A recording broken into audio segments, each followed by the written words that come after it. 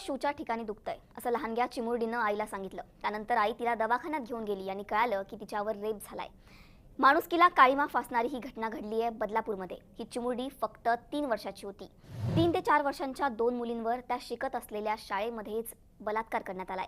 घटना घडून झाल्यानंतर 12 तासानंतर या प्रकरणात गुन्हा दाखल होतो.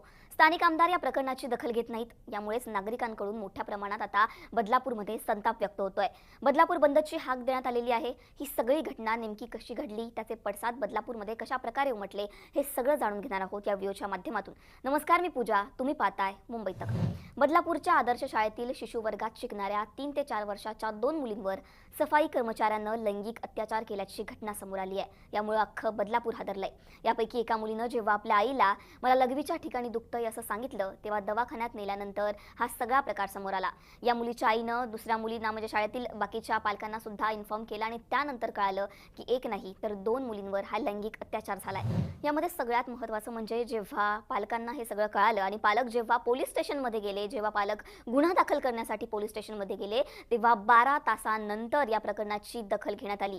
शाळेमधले सीसीटीव्ही सुद्धा बंद होते असं सांगण्यात आलंय. या सगळ्यानंतर सोशल मीडियावर एक पोस्ट व्हायरल होतीये. ठाकरेंच्या शिवसेनेचे पदाधिकारी जयेश वाणी यांनी लिहिलेली ही पोस्ट आहे. या पोस्टमध्ये त्यांनी अंगावर शहारे आणणाऱ्या सगळ्या घटनेचं वर्णन केलेलं आहे. ते नक्की काय म्हणालेत ते पाहूयात. ए आई, मला शूच्या जागी मुंग्या चावतायत. हे वाक्य आहे एका 3 वर्ष 8 महिन्याच्या मुलीचं. आईनं दवाखान्यात नेल्यावर कळालं की शाळेतल्या अक्षय शिंदे नावाच्या दादाने चिमुरडीच्या अजाणतेपणाला त्याच्या वासनेचं बळी बनवलंय. बदलापूरच्या या शाळेचं नाव आहे आदर्श विद्यालय. आरोपीचा हिंस्त्रपणा इतका भयानक की पीडित चिमुरडीच्या आतड्यांपर्यंत दुखापत झाली. इतकी जुनी आणि कधी काळी राम पातकरांसारख्या ज्येष्ठ भाजप नेत्याने अध्यक्षपद भूषवलेली संस्था असूनही संस्थेमध्ये साधे सीसीटीव्ही काम करत नाहीत. संबंधित मुलीचं मेडिकल पालकांनी करून घेतलं. शाळेने तक्रार मिळूनही तोंड बंद ठेवलं होतं. हा काय प्रकार आहे?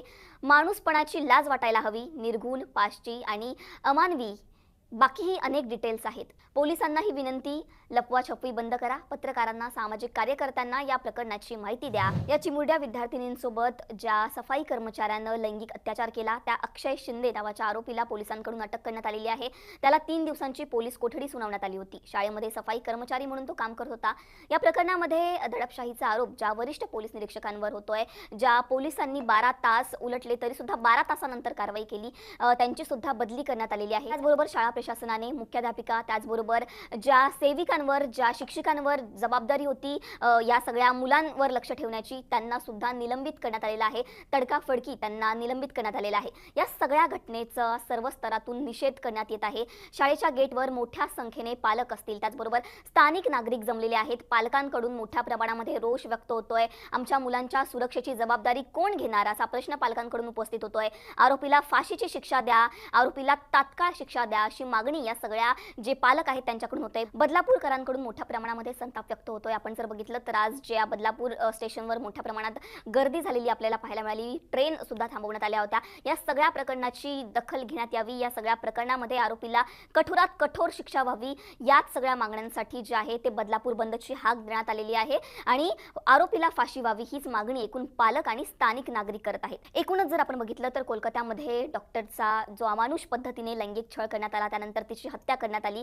या सगळ्या घटनेनं अख्खा देश हादरला असताना आता मुंबई जवळ असलेल्या या बदलापूरमध्ये फक्त 3 ते 4 वर्षांच्या 2 मुलींवर बलात्कार केल्याची ही घटना घडलेली आहे. आणि यात सगळ्यात महत्त्वाचं म्हणजे तिथल्या पोलिसांनी या प्रकरणाची व्यवस्थित दखल घेतलेली नाहीये. शाळा प्रशासनाने या प्रकरणाची व्यवस्थित दखल घेतली नाही. तिथले स्थानिक आमदार जे होते त्यांनी या प्रकरणामध्ये लक्ष घातलं नाही. 12 तासानंतर पालकांकडून ताटकळत ठेवल्यानंतर या प्रकरणामध्ये गुन्हा दाखल होतो आणि त्यानंतर जर आपण बघितलं तर निलंबित करण्यात येतं मुख्याध्यापिका वगैरे यांना. पण एकूणच आपण बघितलं तर या सगळ्या घटना कधी थांबणार, आरोपीला कठोरात कठोर शिक्षा कधी मिळणार, हे सगळे जे प्रश्न आहेत ते या सगळ्या प्रकरणामध्ये अनुत्तरितच आहेत. तुम्हाला या सगळ्या प्रकारावर काय वाटतं? तुमचं याच्यावर काय मत आहे हे आम्हाला कमेंट सेक्शनमध्ये कळवा.